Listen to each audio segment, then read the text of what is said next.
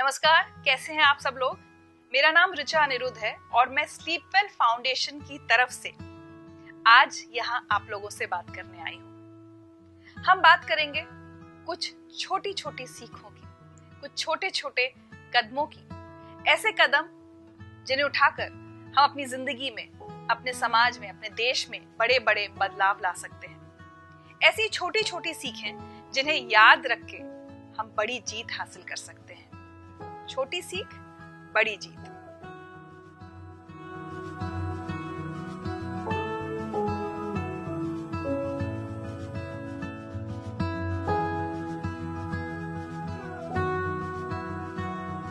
Sleepwell foundation की इस series में हम बहुत सारी बातों पर चर्चा करेंगे। कैसे हम अपने शरीर को साफ रख सकते हैं, कैसे हम अपने घर को साफ सुथरा रख सकते हैं, कैसे घर के बाहर अपने गली मोहल्लों को साफ रख सकते हैं और कैसे हम सब मिलकर कोरोना जैसी भयानक बीमारी का सामना कर सकते हैं। सबसे पहले बात करते हैं स्वच्छ भारत की, एक स्वच्छ देश के निर्माण की। और इस मुहिम को हरी झंडी दिखाई थी हमारे प्रधानमंत्री नरेंद्र मोदी जी ने। आइए सबसे पहले जानते हैं स्वच्छ भारत मुहिम के बारे में। हमारे प्रधानमंत्री मोदी जी ने हम सबको एक नारा दिया है स्वच्छ भारत बनाने का, और उसके साथ अगर हम जोड़ दें कि स्वच्छ भारत स्वस्थ भारत, अगर हम थोड़ी थोड़ी सावधानियां अपने रोज के जीवन में बरतें अपने शरीर के साथ साथ, तो यकीन मानिए कि शरीर भी स्वस्थ रहता है और दिमाग भी। तो ऐसी कुछ छोटी छोटी चीजें हैं, कोई बहुत मुश्किल बातें आज मैं आपको नहीं बताने वाली हूँ, लेकिन इन बातों का अगर आप अभी पहले पालन कर रही हैं तो बहुत अच्छा है, और अगर नहीं कर रही हैं और करने लगेंगी तो और भी अच्छा है। और आप लोग जानती हैं कि इस समय हमारा देश ही नहीं, पूरी दुनिया कोरोना से जूझ रही है, और कोई भी बीमारी हो, वायरस हो, बैक्टीरिया हो, इन सब से लड़ने के लिए सबसे जरूरी एक हथियार जिसकी जरूरत होती है वो होती है सफाई। अगर हम सफाई बरतते हैं तो बहुत सारी बीमारियां अपने आप हमसे दूर हो जाती हैं। तो आज अगर हम सफाई की बात करेंगे तो मैं ऐसा करती हूँ कि सर से लेकर पांव तक हम लोग बात करेंगे एक एक हिस्से की, और कैसे हमें उसकी सफाई रखनी चाहिए। चलिए तो शुरू करते हैं। स्वच्छ भारत स्वस्थ भारत। चलिए तो सफाई की शुरुआत हम करते हैं सर से। क्या आप लोग अपने बाल नियमित तौर पर धोती हैं? अगर हाँ तो बहुत अच्छी बात है, अगर नहीं तो धोना शुरू कर दीजिए, क्योंकि हम लोगों को ऐसा लगता है कि सिर्फ हमारे हाथ पैर या हमारी स्किन जो त्वचा है वही गंदी हो रही है। नहीं, लेकिन यहाँ भी त्वचा है, और यहाँ पर जो पोर होते हैं उसमें थोड़ा थोड़ा तेल होता है, तो सब मिट्टी वहां जमा होती है, धूल मिट्टी, जब हम काम करते हैं। तो बालों को भी हर 2-3 दिन में अच्छे से शैम्पू करना बहुत जरूरी है। और एक और बात, बालों को लेकर उनको रूखे मत छोड़िए। आप बाल धोने के बाद उनको अच्छे से सुखाइए, तेल लगाइए बालों में, और अगर आपके लंबे बाल हैं तो उनको गुथ लीजिए।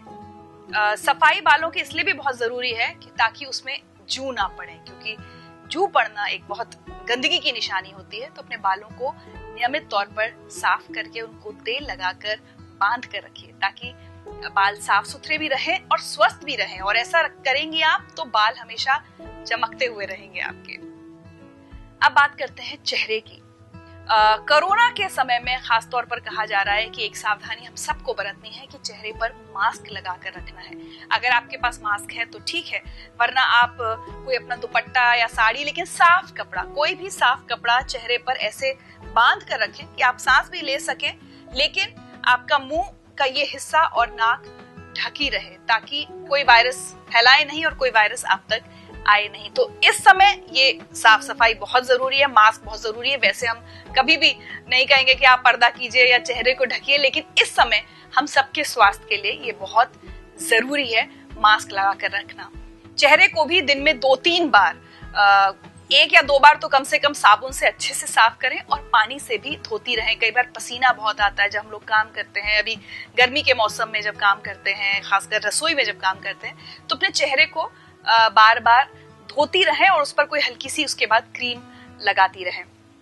अगर छींक आती है या खांसी आती है, और खासकर अगर जब आप रसोई में काम कर रही हैं, तो तुरंत अपने चेहरे को ढक लें, नाक को ढक लें, और उसके बाद कोई भी काम ना करें, पहले जाकर साबुन से हाथ धोएं। ये बात जरूर अच्छे से याद रखिए।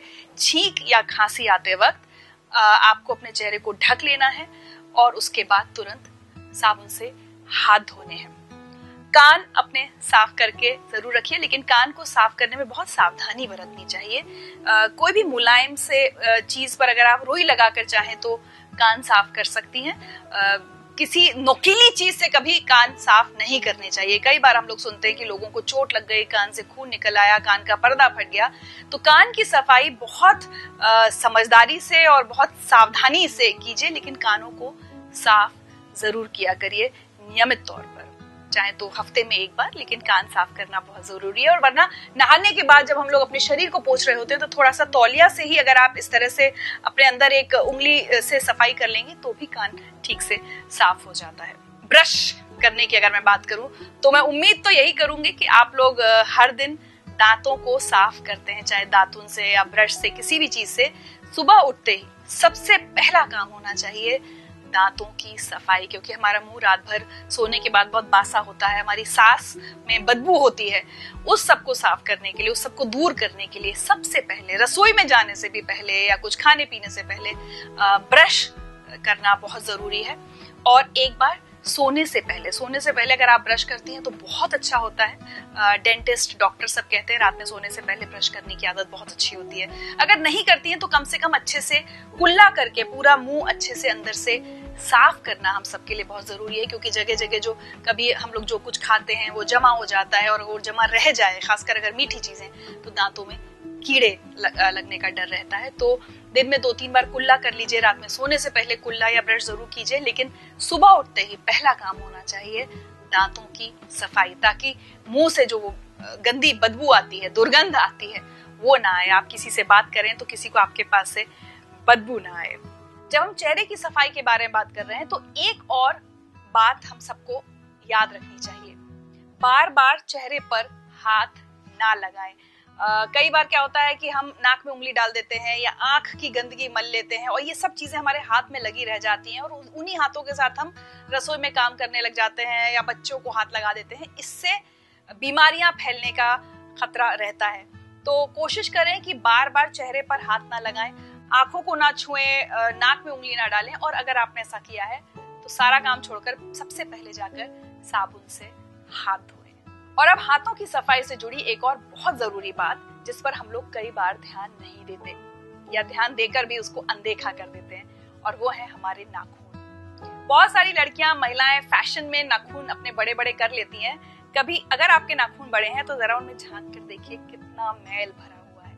तो अगर लंबे नाखून रखने का आपको शौक है तो हर दिन ठीक से उसके मैल की सफाई करें, लेकिन मेरी सलाह यही है कि नाखून को काट कर रखें। खासकर वो लोग जिन्हें रसोई में काम करना होता है, खाना बनाना है, बच्चों को संभालना है, उनके नाखून छोटे ही हों तो बहुत अच्छी बात है, क्योंकि उन नाखूनों में जो गंदगी जमा होती है, आप सोचिए वही हमारे खाने में जाती है। जब हम खाना हाथ से खाते हैं तो वही हमारे मुंह में भी जाती है। तो नाखूनों की सफाई बहुत जरूरी है। जब नहाते हैं तो रगड़ के उनको भी अच्छे से साफ करना चाहिए, उनमें भी साबुन लगा के कुछ अगर मैल अंदर घुसा हुआ हो तो उसको निकाल के साफ करना चाहिए। और वैसे तो नाखून हमेशा ऐसे काट के रखने चाहिए कि उसमें मैल घुसने की कोई गुंजाइश ही ना रहे। एक और चीज जो आप लोग हमेशा याद रखें और बहुत सावधानी बरतें, जब भी रसोई में खाना बनाने जाएं उससे पहले साबुन से अच्छे से रगड़कर हाथ जरूर साफ करें, ये बहुत जरूरी है। चलिए आगे बढ़ते हैं और बात करते हैं उन 2 जगहों के बालों की जो आमतौर पर हिस्सा हमारे शरीर का छुपा हुआ रहता है। एक तो हमारे बाह में, ये बगल में जो बाल होते हैं वो, और दूसरा हमारा जो प्राइवेट पार्ट्स होते हैं वहां के बाल। इन दोनों जगहों के बालों को साफ करना बहुत जरूरी है, क्योंकि ये दोनों जगह ऐसी हैं जो हमेशा बंद रहती हैं और वहां के बालों में पसीने की वजह से इन्फेक्शन हो सकता है। तो बहुत जरूरी है कि इन दोनों जगहों को हम हमेशा अच्छे से साफ करें। नहाते समय आप पानी में अपने डिटॉल, या गांव में है आप नीम की कुछ पत्तियां डाल दें। मैं भी ये काम करती हूँ कि नहाने के पानी में नीम की पत्तियां डालकर छोड़ देती हूँ और थोड़ी देर बाद उस पानी से नहा लेती हूँ। उससे शरीर में कहीं पर भी कोई इन्फेक्शन हो उससे हम बच सकते हैं, और जो बदबू नहीं आती शरीर से। तो इन 2 जगहों के बाल आप जरूर साफ करें, बहुत सावधानी बरतें, हालांकि तो जल्दबाजी में कभी ना करें, लेकिन सफाई जरूर रखें।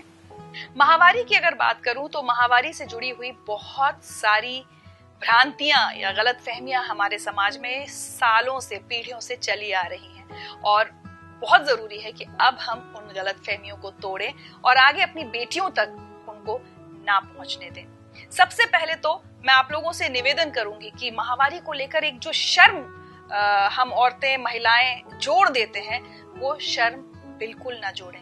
ये हमारे शरीर की एक प्रक्रिया है, किसी भी और प्रक्रिया की तरह। जैसे हम खाना खाते हैं, सांस लेते हैं, जितनी सामान्य वो सारी प्रक्रियाएं हैं, उतनी ही सामान्य है माहवारी। तो बिल्कुल भी जरूरत नहीं है कि माहवारी को हम एक शर्म की तरह लें, जैसे हमने कोई गलती कर दी हो या उसको परिवार के दूसरे लोगों से दबाकर, छुपा कर रखा जाए। ऐसा भी बिल्कुल जरूरी नहीं है कि जिनको माहवारी हो रही हो वो रसोई में नहीं जा सकती, खाना नहीं बना सकती या कोई और काम नहीं कर सकती। हाँ, ज्यादा सफाई बरतने की जरूरत है, वो चीज याद रखी जाए, लेकिन जिसको माहवारी हो रही है उसको काम करने से रोकने की कोई जरूरत नहीं होती है। अपनी बेटियों को माहवारी के बारे में ठीक से बताएं, समझाएं, उन्हें डराएं नहीं और ना ही उन्हें किसी तरह की ग्लानि का एहसास कराएं। और आज के वक्त में बहुत जरूरी है कि बेटियों के साथ साथ बेटों से भी माहवारी के बारे में बात की जाए, उन्हें समझाया जाए कि कैसे ये बिल्कुल ही एक प्राकृतिक प्रक्रिया है, हर एक को होती है, उनकी माओं को होती है, उनकी बहनों को होती है और कल को उनकी पत्नियों और बेटियों को भी होगी। बहुत जरूरी है कि हमारे समाज में लड़के, हमारे बेटे माहवारी को एक प्राकृतिक प्रक्रिया, एक नेचुरल बॉडी प्रोसेस की तरह समझें और उसका मजाक ना बनाएं और ना ही इसको लेकर हमारी बेटियां शर्मिंदगी महसूस करें। जब आप अपनी बेटियों को माहवारी के बारे में बताएं तो उन्हें बताएं कि ये एक पहचान है कि अब वो बड़ी हो गई है, अब वो माँ बन सकती है और इसी के साथ एक बहुत बड़ी जिम्मेदारी उसके कंधों पर आती है। किसी भी तरह से उसको ग्लानि का एहसास ना कराएं, जिम्मेदारी का एहसास कराएं। माहवारी के समय अपने शरीर को, अपने प्राइवेट पार्ट्स को, अपने गुप्त अंगों को ज्यादा साफ रखना बहुत जरूरी है। हर दिन नहाना हमारे लिए बहुत जरूरी होता है। जिस भी तरह के पैड का आप इस्तेमाल करती हैं, उसको गंदा होने के बाद ठीक से कागज में लपेट कर डस्टबिन में डालें ताकि वो सही तरह से डिस्पोज किया जा सके, उसको इधर उधर ना फेंकें। पैड बदलने के बाद हमेशा साबुन से हाथ जरूर धोएं। पैड को आप नियमित तौर पर कुछ कुछ घंटों पर बदलती रहें, क्योंकि एक ही पैड को बहुत देर तक लगाए रखने की वजह से हमारे शरीर से बदबू भी आती है और इन्फेक्शन का खतरा भी बढ़ता है। तो नियमित तौर पर पैड को बदलते रहें और सही तरह से उस पैड को डिस्पोज ऑफ करें। तो जैसा मैंने कहा कि नहाने के पानी में डिटॉल या सेवलॉन डाल लें या नीम की पत्तियां डालकर उससे नहाएं, लेकिन रोज नहाएं। जब माहवारी चल रही हो तो कभी भी नहाना ना छोड़ें, बहुत सफाई रखें। थोड़ी थोड़ी देर में अपने पैड्स जरूर बदलें। अगर आप लोग कपड़े के पैड्स इस्तेमाल करती हैं तो उनको अच्छे से, ठीक से धोया जाना बहुत जरूरी है और धूप में सुखाना बहुत जरूरी है। अब मैं कपड़ों की सफाई के बारे में आप लोगों से बात करना चाहती हूँ। कपड़े अपने साफ रखें, रोज अपने कपड़े बदलें और उनको ठीक से धोकर धूप में सुखाएं। एक बात जरूर मैं आप लोगों से कहना चाहूंगी कि भारत में होने के कारण हम लोग बहुत, एक तरह से हमें ये ब्लेसिंग है, आशीर्वाद मिला हुआ है कि हमें धूप बहुत अच्छी मिलती है और बहुत सारे कीटाणु तो धूप की वजह से ही मर जाते हैं। तो कई देशों में जहाँ धूप नहीं निकलती वहाँ कपड़ों में सीलन की जो महक रहती है, बदबू रहती है, वो अच्छी नहीं होती, स्वास्थ्य के लिए भी अच्छी नहीं होती। अपने कपड़े धोकर ठीक से एक साफ जगह पर, मैं कई बार देखती हूँ कि कपड़े धोने के बाद वो गंदी जगह पर सूख रहे होते हैं लोगों के, एक साफ जगह पर एक तार लगा लें, उस पर सुखाएं और अच्छे से अपनी साड़ी को, कपड़ों को, अंदर के अंडरगारमेंट्स को धूप लगने दें, ताकि जब आप उसको दोबारा पहनेंगी तो आपको खुद लगेगा कि आप साफ कपड़े पहन रही हैं। खाना बनाते समय कुछ चीजों का जरूर ध्यान रखें। जैसे मैंने पहले भी कहा कि खाना बनाने से पहले अपने हाथ अच्छे से साबुन से धोएं।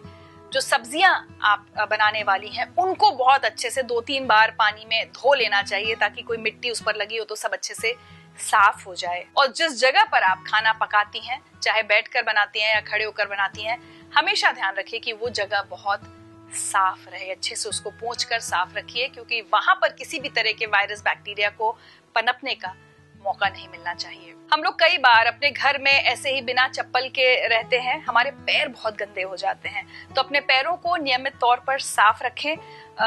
रसोई में जाते वक्त या बिस्तर पर चढ़ते वक्त हमेशा ध्यान रखिए कि आपके पैर गंदे तो नहीं है। वैसे मेरा सुझाव पैरों को लेकर यह है, जो मैं अपने घर में भी करती हूँ, बाहर के जूते चप्पल अलग रखिए और घर की चप्पल अलग रखिए। बाहर के जूते चप्पल घर के अंदर मत लाइए, क्योंकि हम बाहर जाते हैं, बहुत गंदगी होती है, जगह जगह हमारे पैर पड़ते हैं, वो गंदगी हम अपने घर के अंदर नहीं लानी चाहिए। तो दरवाजे पर बाहर के जूते उतार दें और घर के लिए अपनी एक अलग चप्पल रखें। उन चप्पलों को साफ रखें, महीने में 1-2 बार उनको भी धोते रहें और घर में उन्हीं चप्पलों को पहनकर काम करें। चलिए, तो ये तो बात हो गई कि कैसे सर से पांव तक साफ सुथरा रहना हम सबके लिए बहुत ज्यादा जरूरी है, और ये अभी यानी कोरोना के संकट काल में और ज्यादा जरूरी हो जाता है। कोरोना की इस लड़ाई में हम सबको सतर्क रहना बहुत जरूरी है। तो इसके लिए शरीर को कैसे साफ रखना है, इसकी चर्चा तो हमने की, उसके साथ साथ कुछ और बातों का भी आपको ध्यान रखना होगा। सोशल डिस्टेंसिंग यानी एक दूसरे से दूरी बनाकर रखनी है।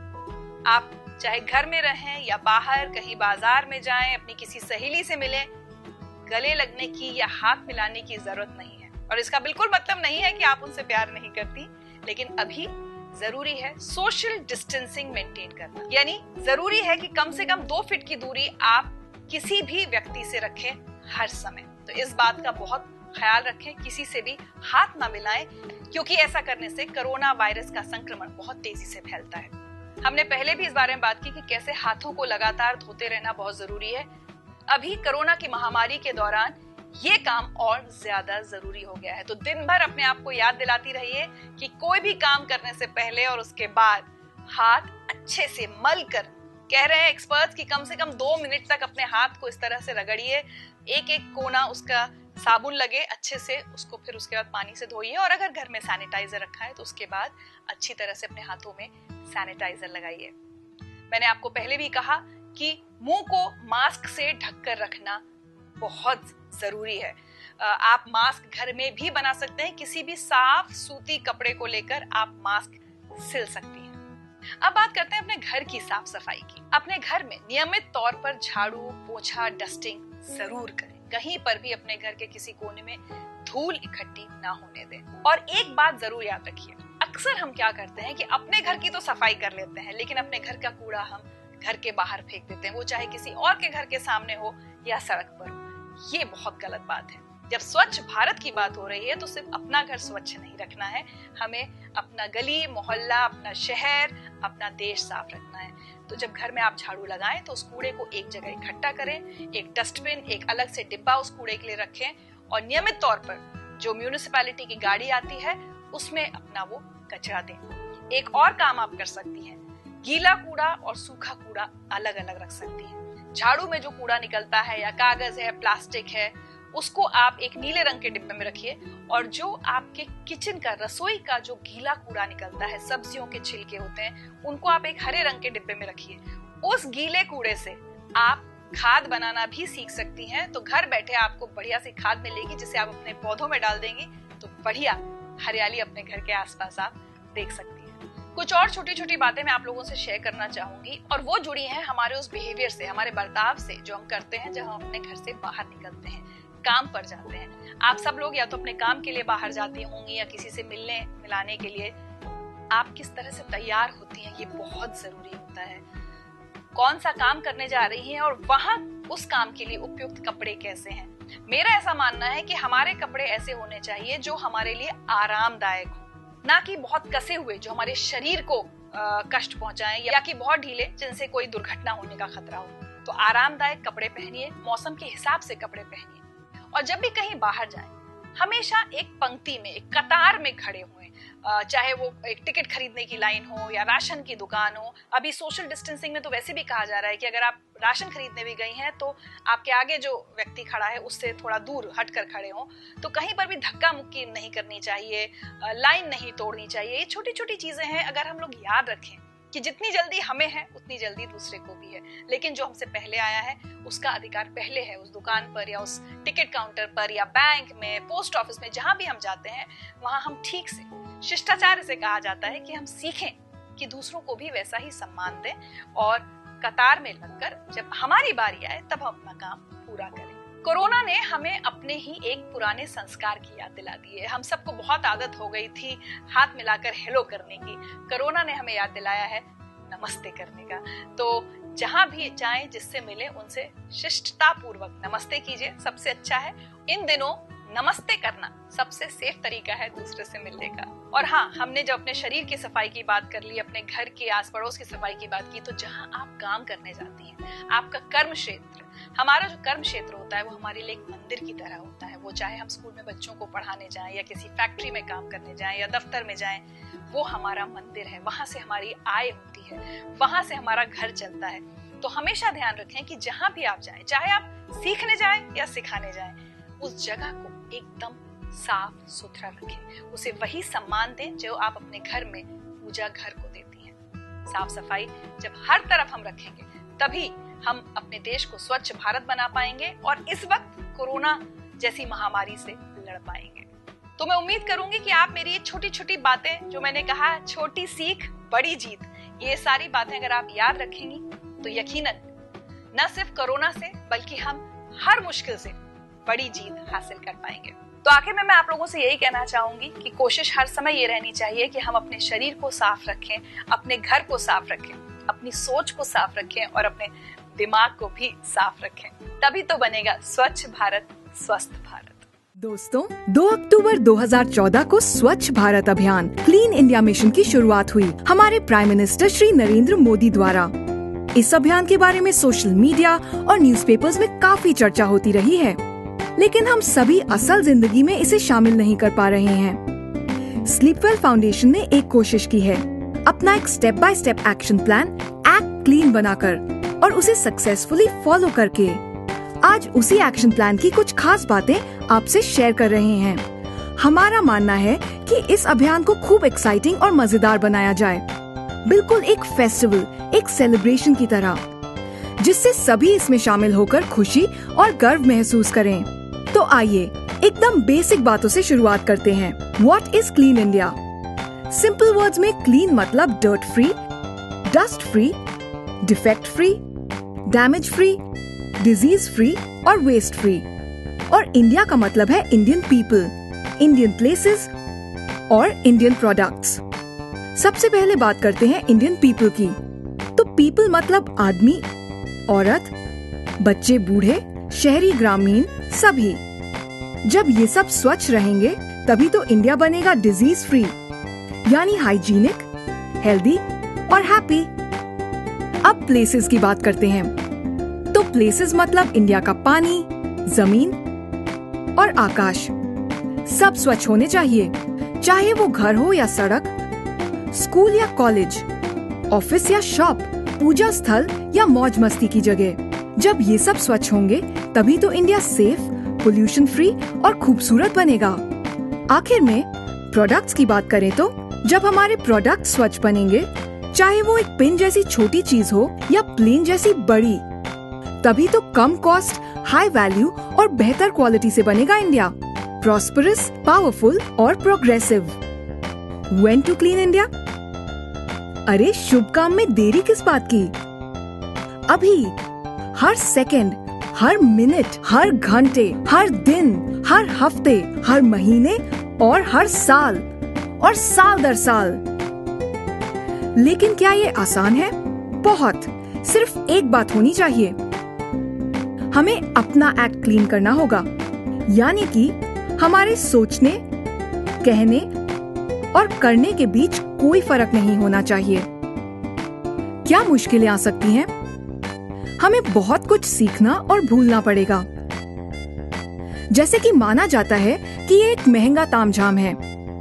हमारा मानना है कि चीजों को स्वच्छ रखने के लिए हमें महंगे उपकरणों की जरूरत पड़ सकती है, लेकिन लॉन्ग टर्म में ये वैल्यूएबल और कॉस्ट इफेक्टिव साबित होता है। सोच में बदलाव, किसी तरह ये विश्वास दिलाना होगा कि ये हम सबका काम है, एक जाति या तबके का नहीं। कड़ी मेहनत, हमें बहुत एफर्ट्स करने होंगे, तभी स्वच्छता का ये अभियान सच हो पाएगा। अब सबसे मुश्किल बात, जिससे हर किसी का सामना होता है, कि आखिर स्वच्छ कैसे किया जाए। लगता आसान है, पर तभी जब हम ईमानदारी से इसे लागू करें, क्योंकि और कोई रास्ता ही नहीं है अपने लिए और हमारी आने वाली पीढ़ी के लिए। तो आइए देखते हैं कुछ कदम जिससे हम स्वच्छ बना सकते हैं इंडिया को। How to clean India. Sort out. आवश्यक चीजों को अनावश्यक से अलग करें। जिसकी बिल्कुल जरूरत ना हो उन्हें प्रॉपर और जिम्मेदार तरीके से डिस्पोज ऑफ करें। Set in order. हर चीज के लिए एक उचित जगह तय करें और हर चीज को उसके उचित स्थान पर ही रखें। शाइन। हर एक चीज को स्वच्छ बनाएं और उन्हें चमचमाता हुआ रखें। इससे हेल्थ बढ़िया रहेगी, जगह सुंदर दिखेगी और प्रॉफिट बढ़ेगा। स्टैंडर्ड्स डिसाइड करें। हम जो कुछ भी करें उसके लिए एक स्टैंडर्ड, एक रूटीन बनाएं और हमेशा उसको बरकरार रखें। सस्टेन। ये केवल एक बार स्वच्छ करने की बात नहीं है। स्वच्छता बनाए रखने के लिए इसे अपनी आदत में शामिल करें। और इतना ही नहीं, जैसे जिंदगी में हम अपना स्टैंडर्ड बढ़ाने की कोशिश करते हैं, वैसे ही लगातार क्लीनलीनेस का स्टैंडर्ड बढ़ाकर इंडिया को क्लीनेस्ट बनाने का प्रयत्न करते रहना पड़ेगा। स्लीपवेल फाउंडेशन एक्ट क्लीन को अलग अलग लेवल्स पर लागू कर रहा है और शानदार रिजल्ट्स मिल रहे हैं। और हमें पूरा यकीन है एक्ट क्लीन में शामिल होकर आप भी अपना योगदान देंगे अपने सपनों का इंडिया बनाने के लिए। So let's act clean and let's start now.